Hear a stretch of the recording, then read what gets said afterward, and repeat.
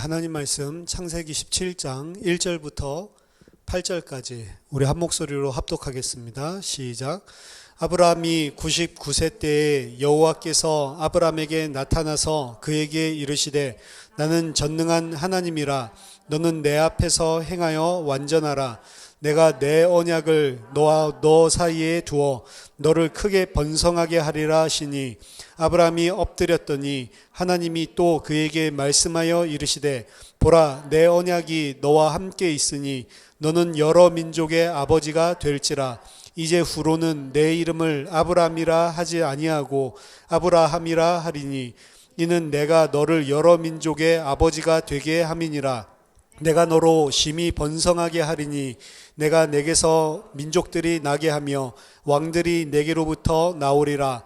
내가 내 언약을 나와 너 및 내 대대 후손 사이에 세워서 영원한 언약을 삼고 너와 내 후손의 하나님이 되리라. 내가 너와 내 후손에게 내가 거류하는 이 땅 곧 가나안 온 땅을 주어 영원한 기업이 되게 하고 나는 그들의 하나님이 되리라. 아멘. 아담 이야기를 읽다가 이 17장의 이 아브라함 이야기를 지금 읽어본 거는 언약에 대해서 조금 오늘 말씀을 나누기 위해서 그렇습니다. 아담과 하나님 사이의 관계를 우리는 일반적으로 언약적인 관계다라고 이야기를 합니다. 언약이 무엇인지 우리가 명확하게 먼저 알아야 되는데, 언약이라고 하는 것은 내용이 한 가지입니다. 하나님이 우리의 아버지가 되고 우리의 하나님이 되고 우리는 그의 아들 그리고 그의 백성이 되게 하는 것, 그것이 영원한 하나님의 언약입니다. 사실 그 언약을 바탕으로 하나님께서 구속 역사를 전체를 진행하시는 것이고요. 일반적으로 조직신학에서는 아담과 하나님과의 관계를 언약적인 관계라고 이야기를 합니다. 하지만 이 부분에 대해서 좀 더 의문을 가지고 사실은 살펴보기를 원합니다. 이스라엘 사람들이 처음에 이 성경을 받고 오경을 읽었을 때 이 아담과 하나님과의 관계를 언약적인 관계로 이해를 했을까? 하나님과 아담과의 관계를 어떻게 이해를 했을까라고 하는 부분부터 생각을 해보는 겁니다. 이스라엘 사람들이 아담 이야기를 읽을 때에는 아담 이야기를 단순하게 처음에 있었던 인류 조상의 이야기다라고 읽지 않고요. 이 이야기를 읽으면서 이것은 아담 이야기가 아니고 지금 이스라엘 이야기를 하고 있는 거구나, 지금 우리 이야기를 하고 있는 거구나라고 이해를 했습니다. 사실 아담 이야기는 이스라엘 이야기, 구속 역사 안에서 하나님께서 이스라엘 이야기를 아담 이야기를 통해서 보여주고 있는 겁니다. 이스라엘은 집단적으로 그 아담의 위치를 차지하고 있는, 아담 대신 그 자리에 세운 새 아담의 역할을 감당하고 있는 겁니다. 이 사실은 창세기 1장을 읽을 때 그저 인류의 기원으로 우리가 읽을 것이 아니고 이스라엘이라고 하는 관점으로 읽어야 된다라고 하는 소리입니다. 따라서 하나님과의 관계에 있어서 아담 이야기를 우리가 일반적으로 행위 언약이다라고 이야기를 합니다. 그래서 그 행위, 하나님께서 주신 명령, 율법을 지키면 하나님과의 관계, 언약적인 관계가 유지되고, 만약에 그 율법을 깬다면 그 율법 깸을 통해서 하나님과의 언약적인 관계가 깨진다라고 하는 거죠. 그래서 조직신학에서도 창세기 2장에서 선악과 명령을 준 것을 행위에 따라서 언약이 그대로 성취되고 혹은 언약이 깨질 수 있기 때문에 행위 언약이라 이렇게 이야기를 하는 겁니다. 용어 자체를 까다롭게 문제 삼으려고 하는 것은 아니지만 오경을 읽는 데 있어서 텍스트 자체가 사용하는 언어를 고려해서 주의할 필요가 있습니다. 우리가 복음을 전할 때에도 예수가 그리스도다, 모든 문제를 해결했다라고 하는 그런 프레임을 가지고 이전에 전했었잖아요. 하지만 성경에서 전하는 그 방식으로 전하는 게 가장 좋습니다. 어떤 면에서는. 왜냐하면 모든 문제를 해결했다라고 하는 부분이 맞을 수 있지만 그렇게 전달할 때에는 그 모든 문제 해결이라는 것을 듣는 청자의 입장에서는 육신적으로 세상적으로 오해하기 쉬운 메시지입니다. 강한 임팩트는 있을지 몰라도 성경에서 말하는 복음을 육신적으로 세상적으로 오해할 수 있는 소지가 굉장히 많은 그런 구절로 우리가 복음을 전한 거거든요. 그러니까 그렇게 전하는 것이 효과를 내기 위해서 아니면 혹은 아니라 효과를 내기 위해서가 아니라면 될 수 있으면 사용 자체를 안 하는 게 좋습니다. 성경에서 말하는 대로 이야기를 하는 게 더 좋다는 이야기죠. 언약이라고 하는 것도 마찬가지입니다. 오경 자체의 텍스트에서 아담과 하나님과의 관계를 언약이다라고 명확하게 볼 수 있는 부분이 사실은 없어요. 근데 우리는 조직신학 안에서 그냥 언약이라는 단어를 그냥 아무런 분별 없이 그대로 받아서 쓰는 거죠.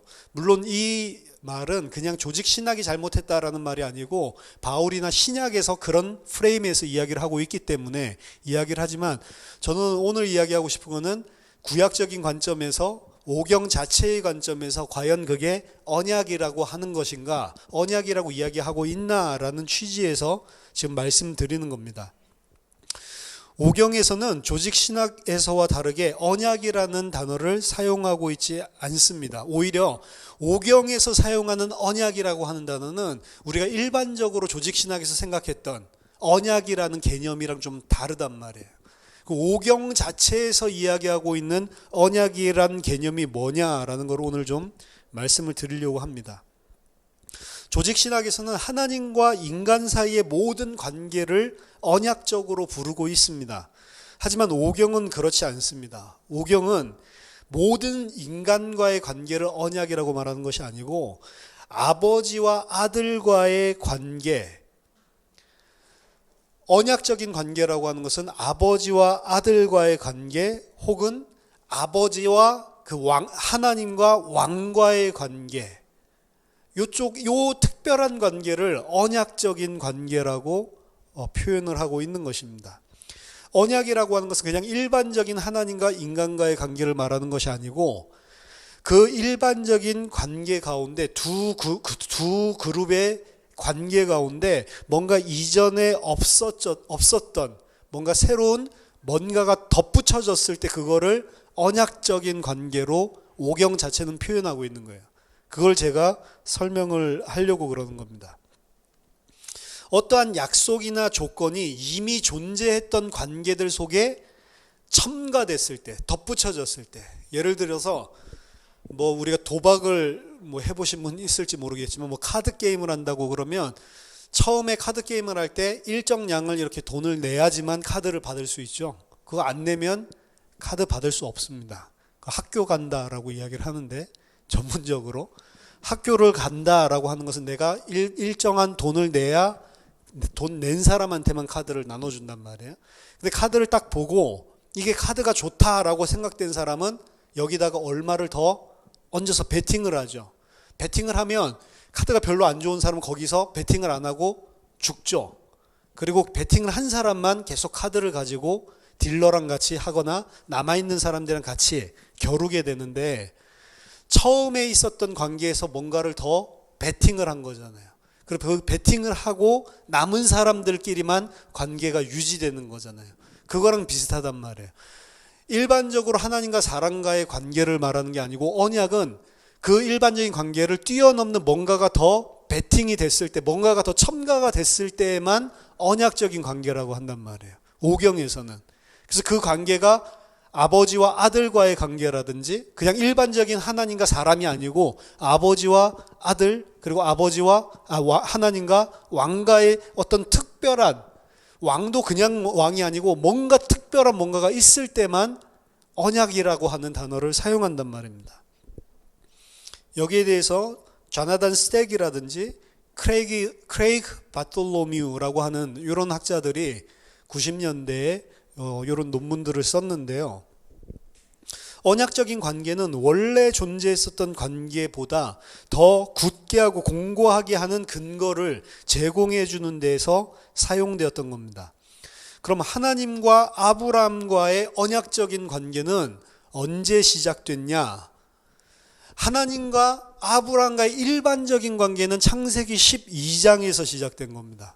하나님이 부를 때부터 이 관계를 언약이라고 이야기하냐? 언약이 아닙니다. 그냥 일반적인 부르심이고 일반적인 하나님과 아브라함 사이의 관계일 뿐입니다. 그건 단순하게 하나님이 주신 약속에 의해서 관계가 처음 맺어졌을 뿐이지 언약은 아니란 말입니다.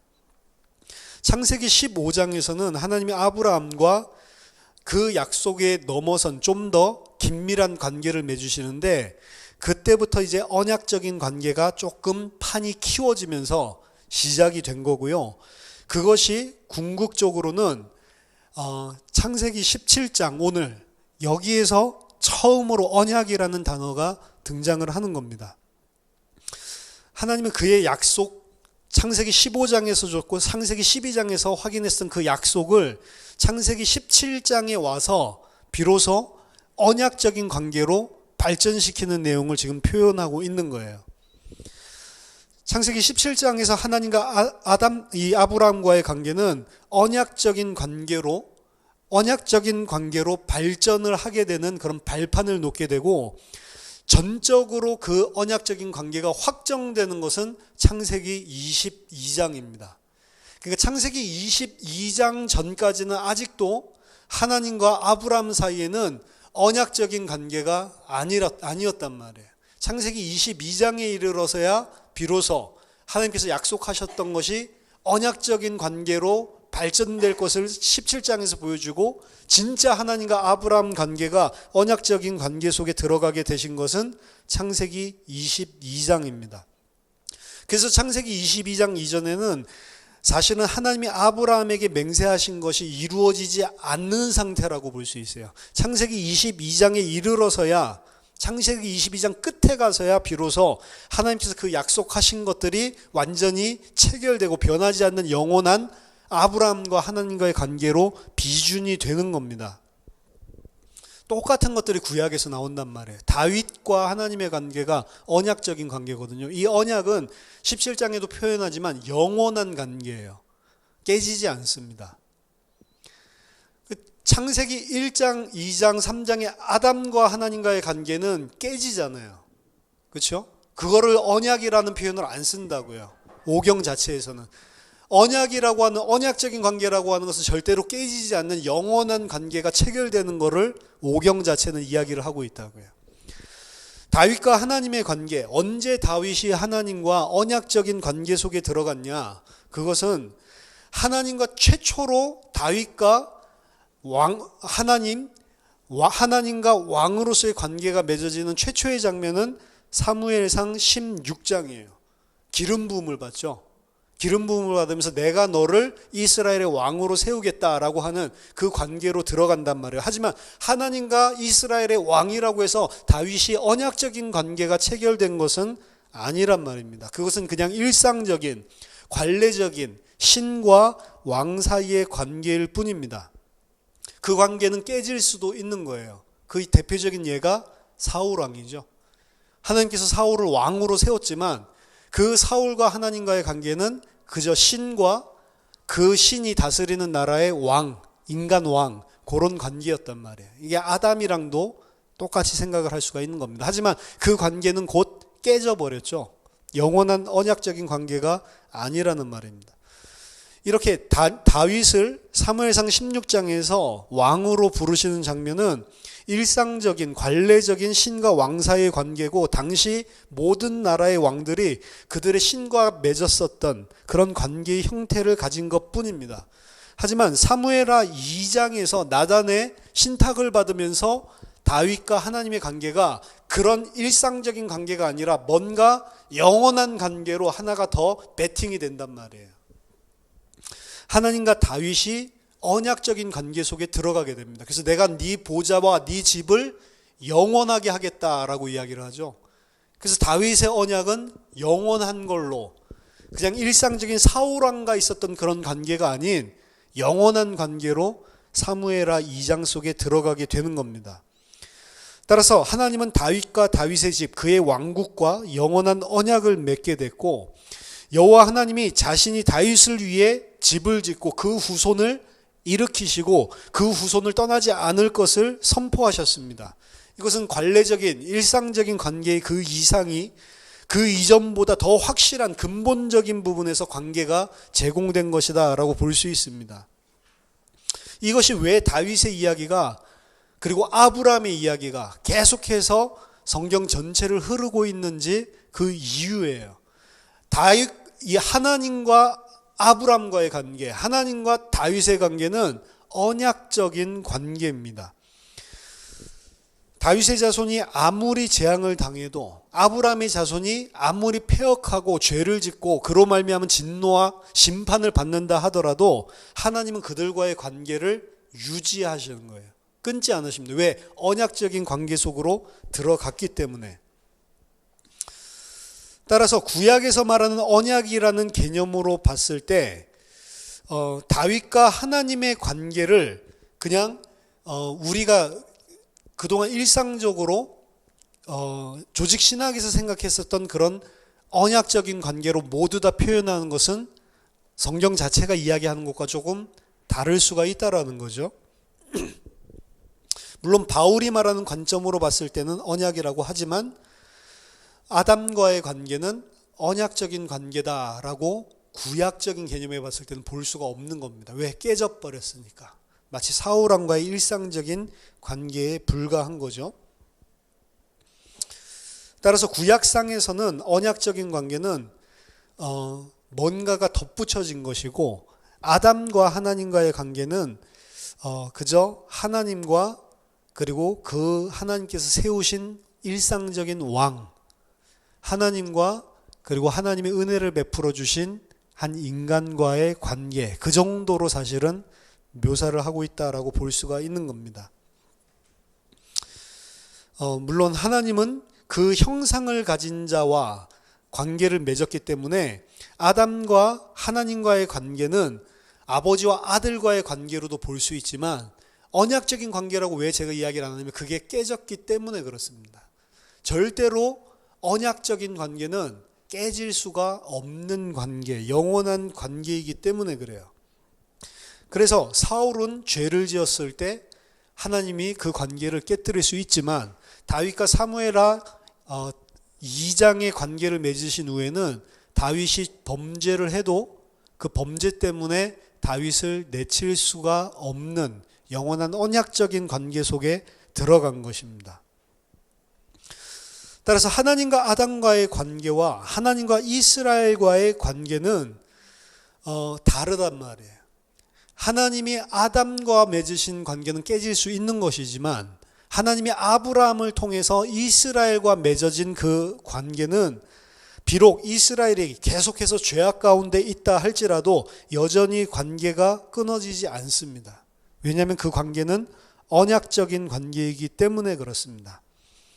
언약은 하나님께서 언약 안에서 그의 자유를 제한하시기 때문에 발생하는 것이고 그렇기 때문에 은혜예요. 하나님께서 마음대로 끊어버릴 수 있잖아요. 마음에 들지 않으면. 근데 하나님께서 자기 자신을 제한하고 그 언약적인 관계에 신실하심으로 그 관계를 끊으시지 않습니다. 그걸 보고 은혜라고 하는 겁니다. 하나님은 그의 언약을 분명히 깨뜨리지 않는 하나님이고 반드시 이루시는 하나님이다라는 것을 약속하셨습니다. 하나님은 자유롭게 사울과 그리고 아담을 그의 관계에서 끊어내셨지만 깨뜨리셨지만 다윗에게는 그리고 이스라엘 아브라함의 후손에게는 그렇게 하시지 않으셨습니다. 그래서 아브라함 언약이 모세 언약을 넘어선다라는 거예요. 아브라함 언약은 영원한 것입니다. 안 깨지는 언약이에요. 자, 아담이 타락한 후에 어떻게 됐죠? 죄가 세상에 들어오게 된 거죠. 우리는 신학 쪽에서 타락 이후에 법적인 쪽에 관심을 많이 가집니다. 그래서 아담과 하와가 원래의 의의 상태에서 죄의 상태로 타락을 했고 죄책을 가지게 됐고 그것을 그들의 후손에게 죄의 전가, 죄를 전가하게 됐다, 물려주게 되었다라고 이야기를 하는 거죠. 우리가 하는 신앙 고백에서도 두 가지를 늘 말하고 있는데 첫째는 아담의 죄의 전가라고 하는 아담의 죄로 말미암아 모든 자들이 다 죄인이 되었다. 아담의 죄로 말미암아 죽음과 부패성이 그 후손들에게 자동적으로 전가되었다, 전달되었다, 물려졌다라고 하는 이야기입니다. 따라서 이것은 부패와 전가가 자동적으로 내 의지와 상관없이 아담 때문에 전달됐다라고 이야기를 하는 거죠.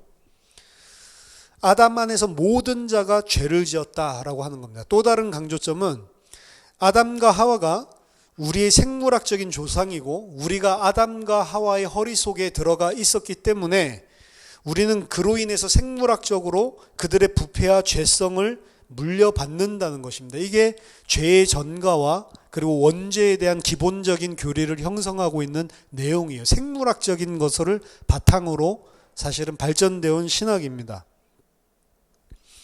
하지만 오경 자체가 과연 이러한 관점으로 서술되고 있냐라고 하는 것을 봤을 때 오경 자체는 거기에 대해서 언급을 하지 않아요. 사실은 아담이 죄를 지었기 때문에 태어날 때 아벨과 가인이 태어날 때부터 죄를 가지고 죄성을 가지고 아담 때문에 그 죄를 전가받아서 그렇게 태어났다라는 그런 우리가 늘 가지고 있는 원죄라는 개념이 오경 안에서는 전혀 나타나고 있지 않죠.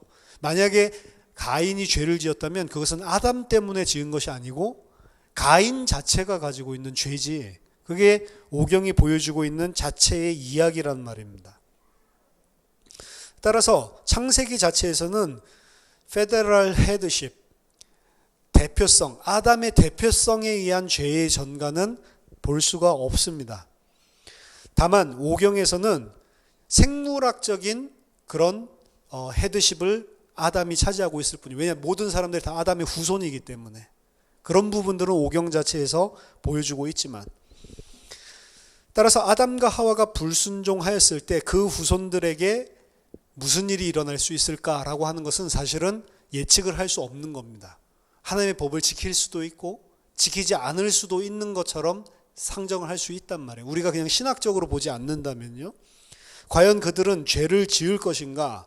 우리는 아담과 하와의 죄의 결과가 어떻게 될지를 사실은 모르는 상태인데, 결과적으로 죄를 다시 안 짓는 선택을 하는 그런 인류가 태어날 수 있을까? 아담과 하와 이후에 라고 하는 것을 창세기 4장을 통해서 인간의 상태에 대한 정보를 더 줄 뿐입니다.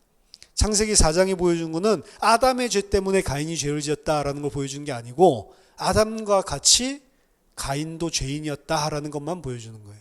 그렇죠? 그래서 제가 늘 설명을 했지만 우리가 아담 때문에 지옥에 가는 것이 아니고 아담과 똑같이 우리도 죄인이기 때문에 지옥에 간단 말입니다. 어떤 아담 한 사람 때문에 그냥 자동적으로 지옥을 가는 게 아니고 우리도 아담과 같은 범죄를 행하기 때문에 지옥에 가는 거란 말이죠. 가인은 어떻게 해서 죄를 짓게 됐습니까? 나쁜 제사를 드려서 죄를 지었습니까? 그렇지 않습니다. 가인이 드린 제사 자체는 그냥 제사 자체만을 쳐다봤을 때는 그렇게 흠이 있는 것이 아니었다는 거죠. 학자들은 계속해서 가인이 뭔가 흠이 있는 제사를 드렸을 거다라고 하는 관점으로 계속해서 본문을 연구하고 찾아보지만 사실은 요것 자체가 성경이 보여주고 있는 것과 성경이 이야기하려고 하는 것과 사실은 다른 쪽의 차원에서 계속 우리가 원인을 찾아내는 잘못된 질문을 하고 있는 겁니다.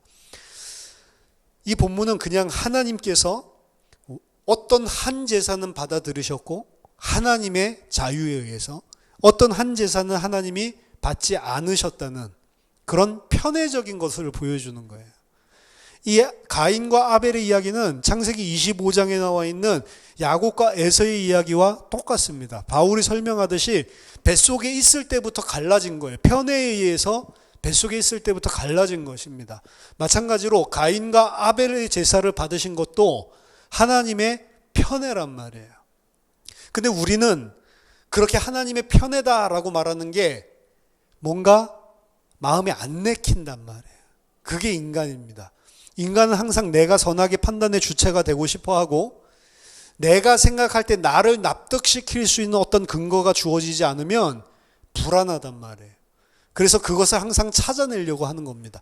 본문 자체는 관심이 없는 것을 그저 하나님이 가인 것을 안 받으셨으면 그것도 하나님께서 하신 거기 때문에 선하다라고 인정해버리면 되는 것인데, 우리는 아니야, 하나님은 그렇게 편애를 하거나 임의적으로 택해가지고 누구 건 받아주고 누구 건 받아주지 않는 게 아니고, 공평하신 하나님, 공의로우신 하나님은 뭔가 이유가 있기 때문에 이건 받아주고 안 받아줬을 거야 라는 그 방향으로 우리는 선악을 내가 좌우로 치우쳐서 내 기준을 가지고 판단을 해야 되는 겁니다. 그게 인간의 죄인 줄도 모르고, 그게 바로 창세기 3장에서 아담이 지은 죄인 줄을 모르고.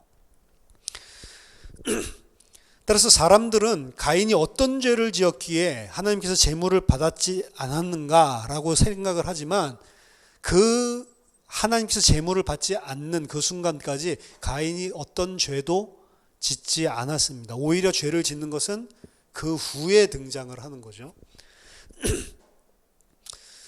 그보다 그의 죄는 하나님이 받지 않으셨을 때 거기에 순종하지 않고 자기 얼굴을 땅에 떨어뜨리고 그리고 분노했었던 것, 그것을 보고 죄라고 이야기를 하는 겁니다. 여전히 그는 그 하나님의 결정 앞에 순종할 수 있는 기회가 있었고, 그것이 바로 선이란 말이에요.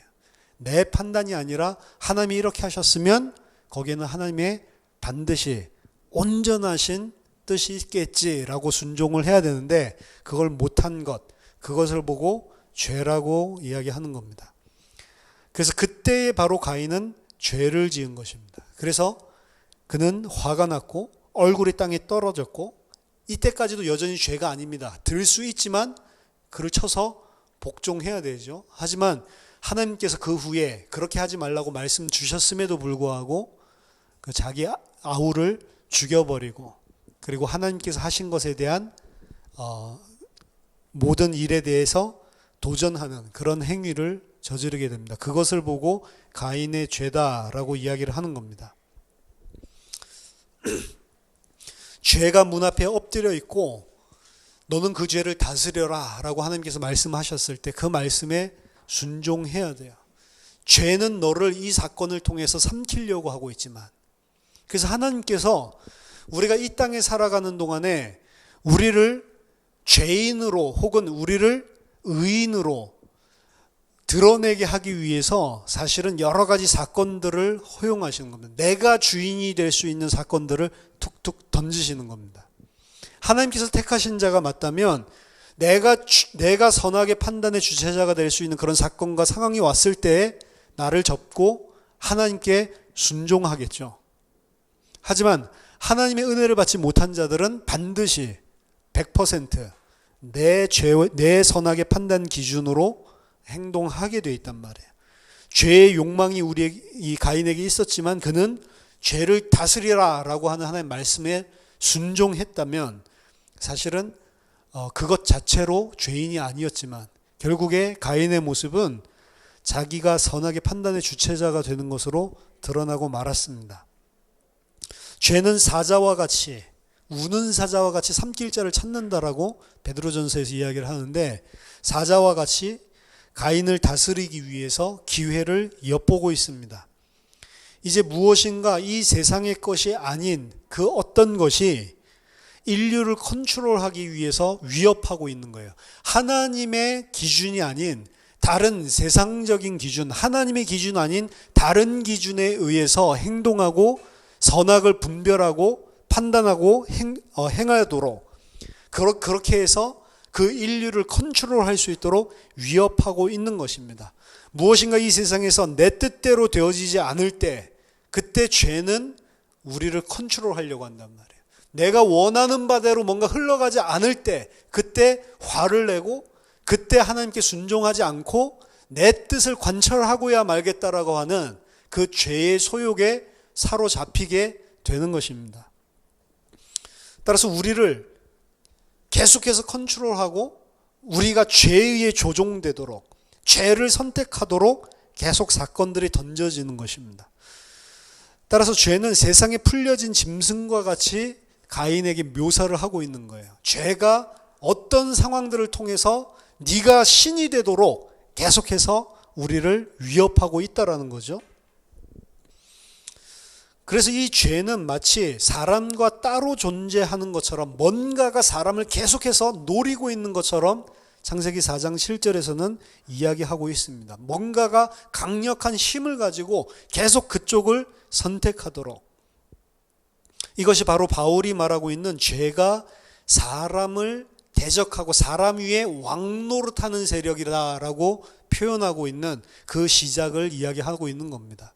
그리고 이것은 점점 더 세상 속에, 사람들 속에 힘을 얻어가죠. 그래서 창세기 3장에서 시작됐던 죄는 단순히 거기서 멈추는 것이 아니고 이것이 시간이 가면서 창세기 4장으로 아담이 지었었던 것, 그것보다 더 이상의 죄로, 그리고 창세기 6장에서는 전 인류를 다스리는 그 형태로 나타나게 된 것입니다. 이것이 하나님이 은혜를 주지 않고 가만히 버려두시면 인간은 그렇게 될 수밖에 없는 것을 보여주고 있는 거예요. 뭘 보여주냐면 절대로 인간은 죄도 뭔가에 의해서 컨트롤돼 가지고 우리를 죄로 삼키듯이 하나님의 뭔가 은혜가 없이는 우리는 거기에 따라가서 내가 하나님의 자리에 설 수밖에 없다라고 하는 것을 보여주게 되는 겁니다. 이게 내적인 죄성입니다. 그래서 인간 속에 있는 어려서부터 생각하는 모든 것이 다 악하다라고 이야기를 하는 것은 인간은 스스로 자기 자신을 위해서 하나님의 자리에 서서 선악을 판단할 수밖에 없는 그 죄에 사로잡혀 있다라는 것을 이야기하는 겁니다. 인류가 죄의 속박에 팔려버린 것이죠. 죄는 인류를 완전히 다스리게 됐습니다. 그리고 타락의 진정한 결과, 그것은 계속해서 발전이 되는 거예요. 발전이 되고 하나님께서 마지막 심판날까지 그 죄가 온전한 상태에 이를 때까지 계속해서 허용해 놓으시는 겁니다. 그리고 마지막 때 그 죄가 온 인류 안에 관영, 가득 차게 되었을 때 홍수로 심판을 하시는 거죠. 이게 이제 그림자란 말이에요. 그래서 요한계시록 강의에서도 지금 이야기를 하고 있지만 마지막 때가 될수록 하나님이 그 죄가 충만한 관영한 상태가 되도록 가만히 버려두시는 영역이 있단 말이에요. 그래서 그 죄는 하나님과 관계없는 극도의 악으로까지 세상의 충만한 상태까지 이르게 될 것입니다. 그것이 마지막 심판 전에 노아의 때랑 똑같다라고 이야기를 했거든요. 바울이 말하는 인간의 상태에 대해서 말을 한다면 사실은 오경에서는 그것이 한순간에 타락된 것이 아니고 이렇게 점진적으로 죄가 온 인류를 삼켜버리고 마지막에는 극도로 모든 자들이 다 죄에 사로잡혀버리는 그것을 보여주고 있습니다. 그것이 어떻게 보면 계시록에서 마지막에 무저갱에서 사단을 완전히 풀어놓게 하는 장면이란 말이에요. 사단은 계속 활동하고 있잖아요. 어디 묶여있는 게 아니잖아요. 근데 하나님께서 제한을 하고 계시기 때문에 이 정도지만 마지막이 될수록 하나님께서 그 세상 권세, 사단의 권세에게 더욱더 마음껏 효력을 발할 수 있도록 허용을 하고 풀어놓는 시간표가 온단 말이에요. 극악한 세상이 오겠죠. 그러면 당연하게 홍수로 그래서 하나님께서 심판을 하시게 되는데 홍수는 지역적으로 일어난 것인가 세계적으로 일어난 건가?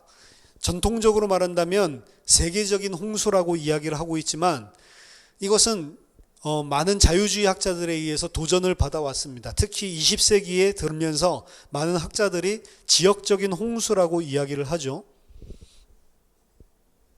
페럴 틸이 이야기하는 회의적인 시각이라고 하는 그 책에 보면 40일 만에 에베레스트를 덮을 수 있는 비가 오려면 매 분 동안 6인치의 비가 내려야 된대요. 6인치면 한 20cm 정도 되죠. 매 분 동안 20cm씩 바닥이 차야, 이 땅이 차야, 그 정도의 비가 쏟아져야 40일 동안 에베레스트까지 가장 높은 산을 다 덮을 수가 있다는 겁니다. 이런 일이 있을 수 있냐? 현재 우리의 대기로서는 불가능하다는 거죠. 하지만 여러 번 말씀드렸지만 지구에 이러한 홍수를 일으킬 수 있는 물이 없다라는 이유로 이 성경은 다 거짓말이고 이런 세계적인 홍수가 아니라 지역적인 홍수가 있었을 뿐이다라고 이야기를 하고 있습니다. 하지만 본문 자체는 이것은 그냥 비가 와서 생긴 홍수가 아니고 우주해 하나님께서 눌러놓으시고 하나님께서 궁창을 통해서 막아놓으셨던 그 우주해가 쏟아져 내려갔기 때문에 생긴 그런 홍수 심판을 이야기합니다. 단순하게 세계적인 홍수라기보다는 우주적인 하나님의 창조계 자체가 원래 무창조의 상태로 돌아가는, 창세기 1장 2절로 돌아가는, 그래서 기품의 샘이 땅에서도 터져 나왔다, 하나님께서 컨트롤 제어하시던 것들을 풀어놨다라는 것을 볼 때 분명한 것이죠. 하나님의 컨트롤을 받지 않고 아래에서부터 홍수가 원래 있던 우주해가 솟구쳐 올라온 것입니다. 그리고 하늘의 궁창에도 비가 온 것이 아니고 궁창의 창을 열어서 위에 있는 물이 아래로 쏟아졌다라고 이야기를 하는 겁니다. 따라서 엄청난 우주해가 쏟아져 나와서 이 땅을 창조하기 이전의 모습으로 돌려놓는 장면을 홍수 심판, 하나님의 창조의 능력이, 하나님의 능력이 필요 없다라고 하는 인간들에게, 내가 하나님이라고 하는 인간에게, 그 하나님이 필요 없다고 하는 인간에게, 하나님 정말로 없을 때 하나님이 창조의 능력으로 붙들어주지 않으면 어떻게 되는지를 보여주는 게 홍수 심판이었단 말이에요. 하나님은 이 모든 것 위에 좌정해 계시고 창세기 9장 12절 16절 무지개를 통해서 다시는 이러한 재앙을 내리지 않겠다라는 약속을 하십니다. 이때 이제 언약이라는 단어가 등장을 하죠. 그 언약은 영원한 관계, 영원한 것, 항상 영원한 것입니다.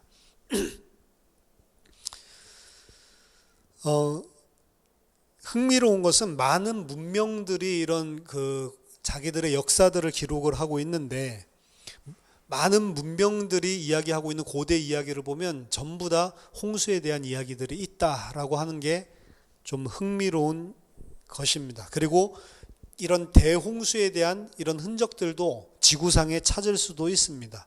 예를 들어서 흑해 같은 경우는 바다가 아니고 사실은 호수인데 바닷물, 염분이 있는 물로 되어 있죠. 그래서 이 땅을 바다가 염분이 있는 물이 덮었다라고 하는 어떤 이런, 어떻게 이런 일이 일어날 수 있지라고 하는 이런 것들도 존재를 하고 있는 것입니다. 흑해 같은 경우는 지중해를 막아주고 있었던 경계가 무너져서 원래 마른 지형에 그 바닷물이 채워져서 형성된 것으로 보고 있습니다. 따라서 홍수가 다시 원래 상태로 돌아가는 모습은 창조 전의 상태로 돌아가는 것이고, 거기서 노아를 기억하시고 하나님께서 언약의 관계로 노아를 무지개를 통해서 다시는 이 심판을 하지 않겠다라고 세우시는 요것은 또다시 재창조를 하는 모습으로 표현을 하고 있는 겁니다. 그래서 하나님의 바람, 하나님의 성령이 다시 불기 시작하고 궁창이 닫히고 하늘에서 더 이상 비가 오지 않게 궁창을 막아버리시고, 그리고 물이 가라앉고 쭉 들어가고요. 물에 있는 물들이 마르기 시작하고 마른 땅이 등장을 하고, 그리고 비둘기가 등장을 하고 올리브 잎사귀를 찾아오는, 그리고 땅이 모든 생물로 새와 동물들이 다시 방주에서 나와서 땅을 채우는 모양으로 이렇게 등장하는 모든 것들, 생육하고 번성이 다시 시작되는 것들, 이것은 창세기 1장의 창조 이야기를 그대로 재현을 하고 있는 것이죠. 그리고 마지막에 노아와 그의 가족들이 함께 방주에서 나오는 그런 인류의 모습을 보여주고 있는 겁니다. 홍수는 끝났지만 여전히 인간은 문제를 가지고 있죠. 그거는 사람의 마음의 문제고, 사람의 생각과 마음이 여전히 악하다라고 하는 겁니다. 남아있는 사람은 의인 노아와 그리고 그의 가족 7명밖에 없었지만, 성경은 모든 사람의 마음이 어려서부터 항상 악하다라고 이야기를 하고 있었고, 그리고 그 증거로 노아 이후에도 이 문제가 해결되지 않고 사람들은 하나님을 대적해서 또다시 시간이 흐른 후에 바벨탑을 쌓게 되는 그런 과정으로 전체 원시 역사가 흘러가고 있는 것입니다. 따라서 재창조의 이야기는 첫 창조 때의 이야기와 똑같은 패턴을 반복을 하고 있는 거예요. 하나님께서 분명히 그 모든 것을 다 쓸어버리시고 다시 새롭게 시작하셨음에도 인간은 안 되는 것입니다.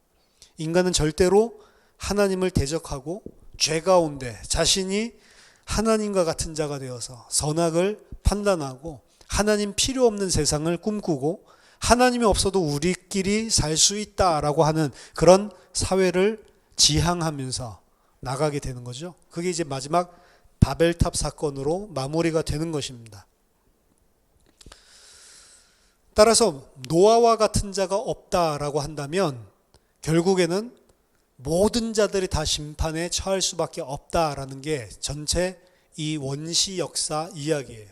그리고 하나님께서 은혜를 주셔서 노아와 같은 자를 일으키지 않는다면 모든 인간은 다 죄인으로 판명되고 심판을 피할 자가 없는 것이다 라고 하는 것을 보여주는 겁니다. 그래서 구약 율법은 율법을 잘 지키다 이 이야기가 아니고 인간은 전적으로 하나님의 은혜가 필요하고 하나님이 은혜를 주셔서 의인 노아와 같은 자를 세워줘서 방주 안에 들어가지 않으면 모든 자들은 다 죽을 수밖에 없다. 너희들은 죄로 인해서 끝이 없는 하나님과 충돌하고 하나님을 대적하는 방향으로 흘러갈 수밖에 없고 심판을 향해 가고 있는 것이다 라는 것을 보여줍니다. 무엇이 필요합니까? 마음의 할례, 새로운 마음. 하나님께 순종하고 하나님 앞에 자신이 피조물인 사실을 인정하고 무릎 꿇을 수 있는 새 마음, 새 마음을 가진 백성의 창조, 이것이 필요한 것입니다. 따라서 하나님께서 온 인류를 파괴하시지 않는다라고 약속을 하셨지만 여전히 인간은 하나님의 최종적인 심판을 받을 수밖에 없는 마음의 문제를 안고 있다라는 것에서 구약은 이야기를 하고 있고 새 마음이 필요하다라고 했는데 그 새 마음을 어떻게 갖는지는 분명하게 하나님이 주시고 하나님께서 너희의 마음을 할례를 행하시고 하나님의 성령이 너희를 부드럽게 만들어 주시고 그 전적인 하나님의 은혜, 하나님께서 해 주셔야만 된다라고 하는 것을 보여주고 있는 것입니다. 하나님은 이 땅이 존속하는 한 다시는 인류를 홍수를 통해 멸절을 하시지 않겠다고 약속하셨습니다. 이것은 아담과 그의 가족이 가지고 있지 않았던 새로운 약속이죠. 뭔가 인간과의 관계, 아담과의 관계에서 없었던 뭔가 하나가 베팅이 더 된 거죠. 그래서 무지개는 언약이라는 표현을 쓰고 있는 겁니다. 이것도 똑같이 뭔가 하나가 더 덧붙여지, 영원한 어떤 하나님의 은혜가 덧붙여지는 것만 언약이라고 이야기를 하는 겁니다. 하나님은 사람들의 악한 마음의 문제를 해결하기 전에는 인류를 절대로 다 멸망시키지 않을 것을 은혜로 약속하신 것이고요. 하나님은 이 구원의 이야기가 계속해서 진행될 수 있도록 역사를 이끌고 가시는 겁니다. 그럼 이 언약의 이야기에서 일반적인 관계에서 맺을 수 없고 일반적인 관계가 아니라 그 위에 뭔가가 덧붙여지면서 영원한 관계가 형성되는 이게 언약적인 관계다라고 전체를 통해서 지금 이야기를 드렸는데 구약에서는 이 아브라함의 언약이 영원한 언약이고 모세를 통해서 율법을 통해서 이스라엘 백성과 하나님과의 관계가 맺어진 것은 언제든지 깨질 수 있는 것이지만 모세가 중요한 게 아니고 아브라함이라고 하는 존재 때문에 아무리 모세의 법을 어겨도 하나님께서 이스라엘을 버리지 않는다라고 하는 것을 보여주고 있는 거예요. 왜 쓸어버리고 안 그러지? 아브라함을 기억하기 때문에. 그걸 또 하나 보여주고 있는 게 출애굽기란 말이에요. 왜 이스라엘 백성을 하나님이 권고하시나? 아브라함 언약 때문에 그렇게 하거든요. 출애굽의 배경은 아브라함 언약입니다. 아브라함 언약이 먼저고 모세의 언약이 나중이란 말이에요. 그 시내산이 아니고 처음부터 아브라함의 언약, 아브라함의 언약이 우선시되고 있는 거예요. 이걸 이제 바울이 찾아낸 거죠. 그래서 갈라디아서에 보면 430년 후에 생긴 모세의 법이 그 전에 아브라함에게 주셨던 이 법을 깨뜨릴 수 없다. 사람도 예전에 있었던 약속이 있으면 먼저 있던 약속이 나중에 있는 약속보다 더 우선하는 거 아니냐. 그래서 430년 후에 생긴 모세의 율법이 이 아브라함의 언약을 깰 수 없는 거다. 그래서 하나님의 약속, 하나님의 언약은 이 은혜의 기초를 둔 거다라는 걸 이야기하는 겁니다. 근데 그 아브라함의 언약은 어떻게 해서 이루어졌어요? 그냥 이루어진 게 아니죠. 하나님의 은혜로 주신 거지만 그대로 이루어진 게 아니고, 아브라함 언약이 전적으로 맺어진 것은 창세기 22장이란 말이에요. 이게 이제 그림자입니다. 영원히 깨지지 않는 언약이 어떻게 발생하는지를 그림자로 보여주는 거예요. 하나님과 인간 사이에 영원히 깨지지 않는 아버지와 아들과의 관계가 무엇을 근거해서 맺어지냐? 구약에서는 아브라함의 창세기 22장의 절대적인 순종을 통해서 맺어지는 것들을 보여주고 있는데, 이게 그림자고 예표라는 겁니다. 그리고 그 그림자의 실체가 바로 참 아브라함의 자손, 참 다윗의 자손, 참 하나님의 아담, 예수 그리스도를 통해서 이루어지는 거예요. 그의 온전하신 순종, 죽기까지 순종하시고 죄를 알지도 못하신 자가 죄가 되면서까지 하나님께 전적으로 순종했었던 창세기 22장을 상기하게 하는, 하나님의 언약은 언제 이루어진다고요? 17장 오늘 1절 보니까 내 앞에서 행해서 완전해라 라고 했을 때, 아브라함의 수준에서는 창세기 22장이 완전히 행한 거잖아요. 그렇지만 아브라함의 전체 삶을 놓고 보면 창세기 22장 이전의 아브라함의 삶은 형편없었을 뿐만 아니라 22장 이후의 삶도 그다지 바람직하지는 못합니다. 그렇기 때문에 아브라함의 완전한 행위는 단회성에 불과한 것이고, 하나님이 온전히 받으시기에 합당치 않은 순종이란 말이에요. 그러니까 이거는 그림자에 불과한 거죠. 하지만 아브라함을 통해서 그 완전하게 행할 때 맺어지는 언약이 무엇인지를 그림자적으로 보여주고 있을 뿐입니다. 그것이 실체로 완성되는 것, 그 끝을, 클라이맥스, 절정을 보여주는 게 그리스도의 순종이란 말이에요. 죄가 없으시고 아버지 뜻대로만 행하셨던 그분, 그 한 사람 안에서, 아브라함 안에서 이스라엘이 어떻게 죄를 지어도 그 하나님과의 언약적인 관계가 아브라함의 후손과 끊어지지 않았듯이, 그리스도 예수 안에 있는 그 사람들과 그리스도의 순종을 보고 영원히 끊어지지 않는 관계 속으로 들어가게 되는 것. 이스라엘을 볼 때 하나님은 이스라엘을 보는 게 아니라 누구를 보는 거예요? 아브라함을 보는 겁니다. 왜? 아브라함이 의를 행했고 아브라함이 완전해졌고 창세기 22장에서 그걸 통해서 언약을 주셨기 때문에, 하나님이 그리스도 안에 있는 하나님의 새 백성들을 볼 때 그들을 보는 게 아니고 그리스도를 보는 거예요. 그리스도의 행하신 온전한 순종 때문에 하나님께서 거저 주시는 것입니다. 따라서 우리가 하나님의 백성이 되고 하나님과의 영원한 언약적인 관계, 구원 속에 들어간다라고 하는 것은 우리의 의나 우리의 모습이 아니고 그리스도로만 되는 거예요. 근데 그 그리스도 안에 들어가 있는 자들은 뭐를 인정하는 사람들이냐면, 이걸로만 우리가 하나님과 그 영원한 언약적인 관계 속에 들어갈 수 있다라는 사실을 분명하게 아는 사람들입니다. 오히려 거꾸로 죄인으로 드러나도 괜찮습니다.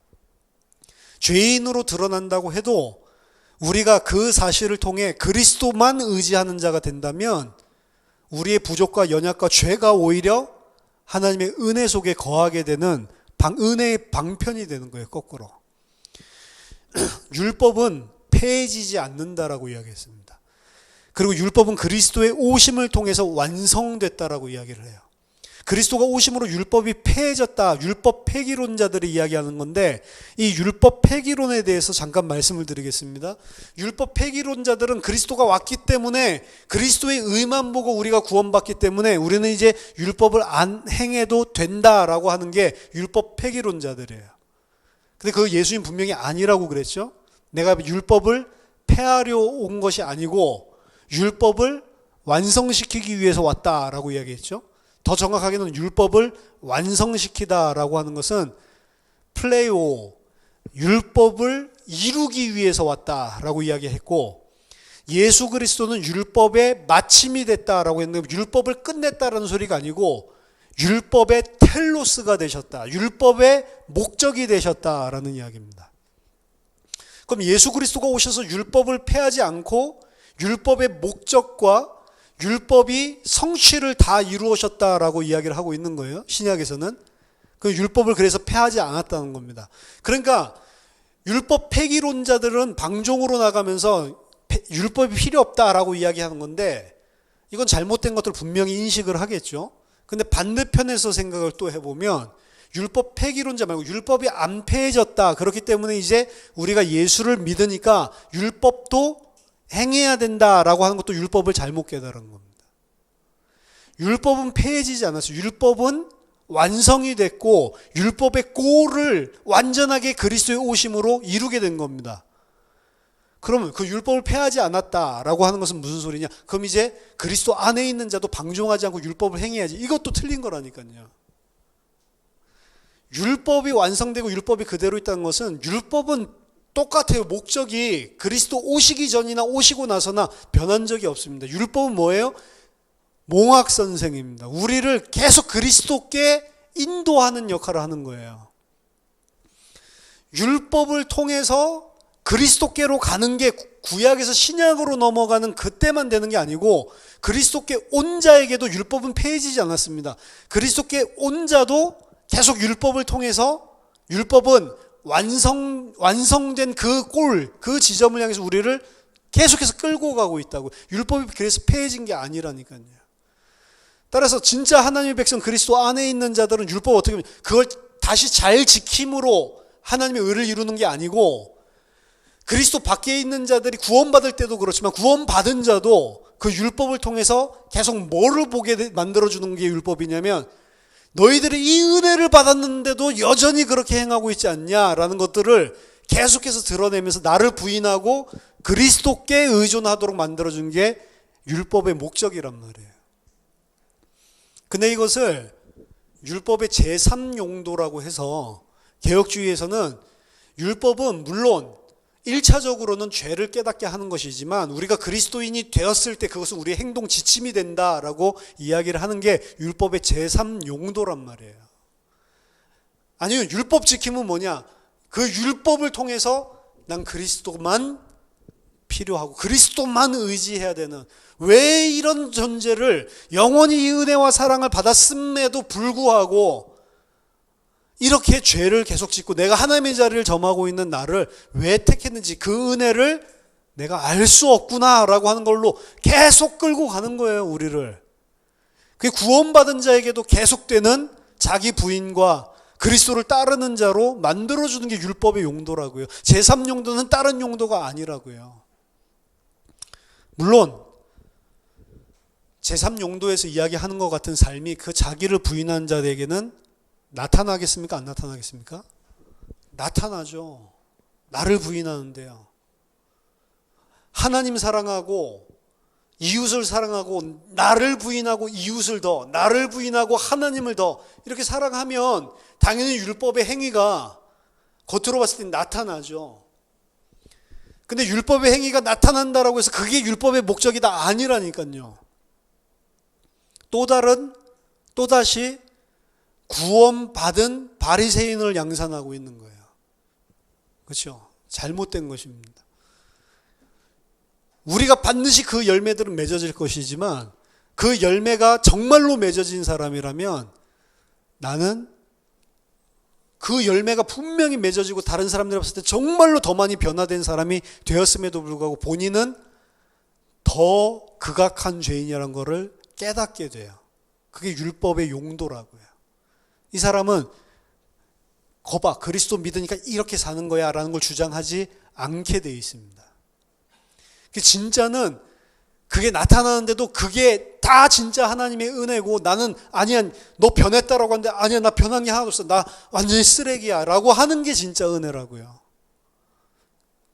안 변해야 된다, 안 변해도 된다, 그건 율법 폐기론자들 이야기하는 건데, 변해야 된다, 그것도 틀렸다고요. 변하는 삶이 나타난 건 맞지만 변해야 된다가 아니라니까.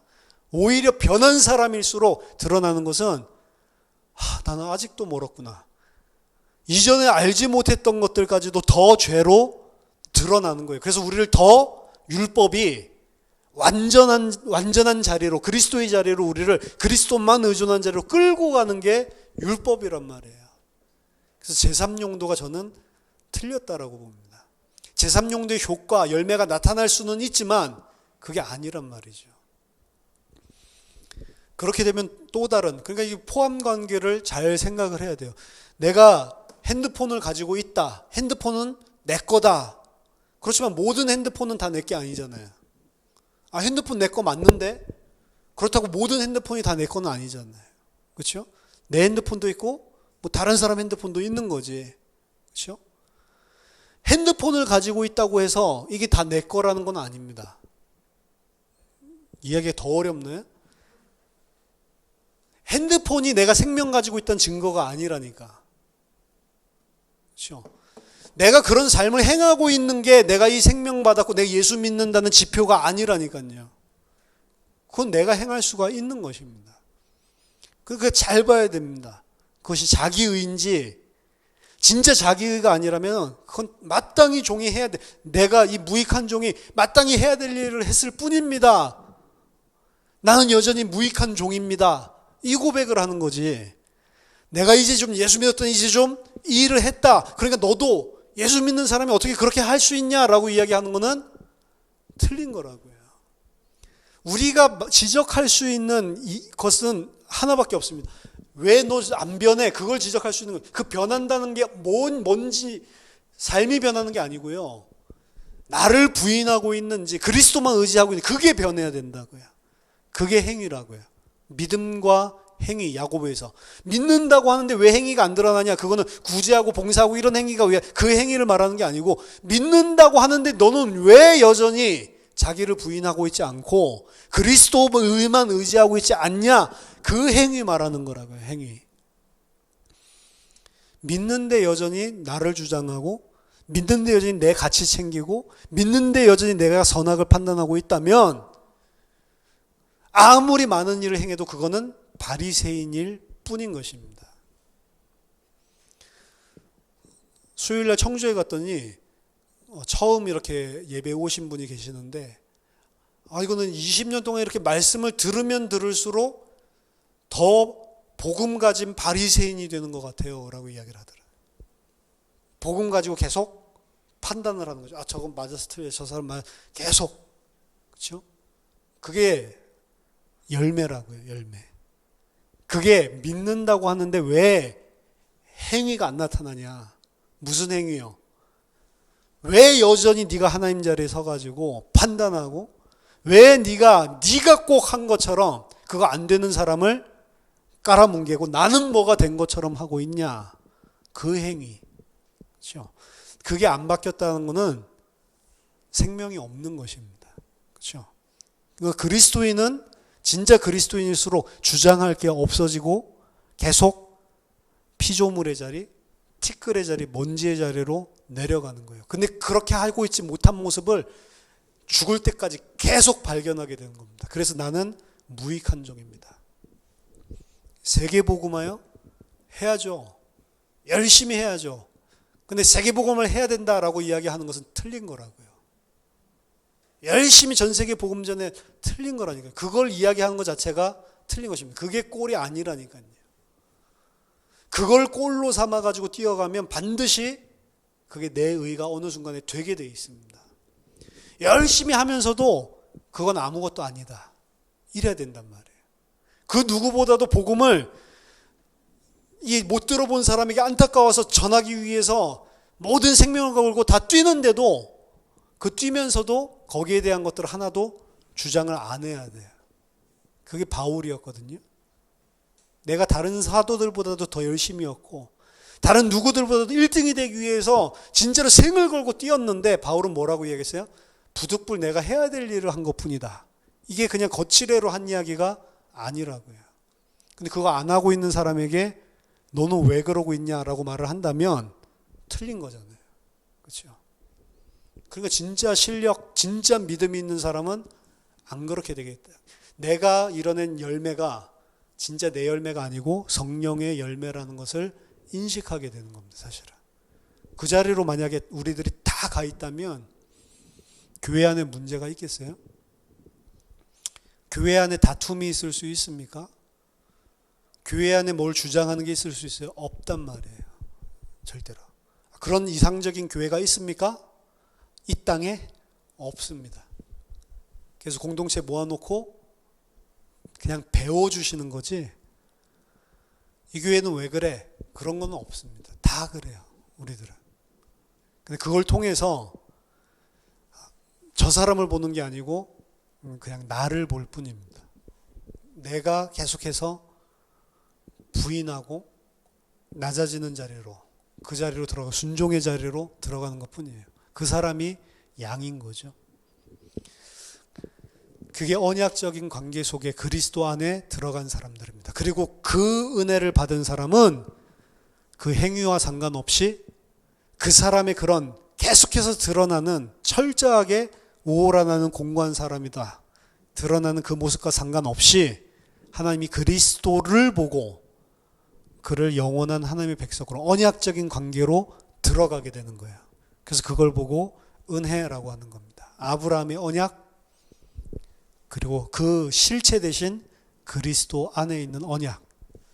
저와 여러분들이 언약이 무엇인지를 바르게 이해하고 하나님의 백성됨이 무엇이고 하나님의 백성으로 이 땅을 산다는 것이 무엇인지를 정확하게 알고 그런 참된 신앙인이 되기 위해서 일평생 하나님 앞에 무릎 꿇는 그런 성도가 되기를 예수 그리스도 이름으로 축원합니다. 기도하겠습니다. 하나님 은혜를 감사드립니다. 정말로 그리스도 예수 안에 있는 그 의를 보시고 저희를 의롭다 칭하여 주신 하나님께 너무나 감사드립니다. 하나님 저희들이 정말로 하나님의 뜻에 온전히 순종하고 저희들이 비록 이 땅에 여전히 죄악됨이 드러날지라도 오직 그리스도께만 의지하는 하나님의 백성 될 수 있도록 성령으로 깨닫게 해주시고 우리에게 은혜를 허락해 주시옵소서.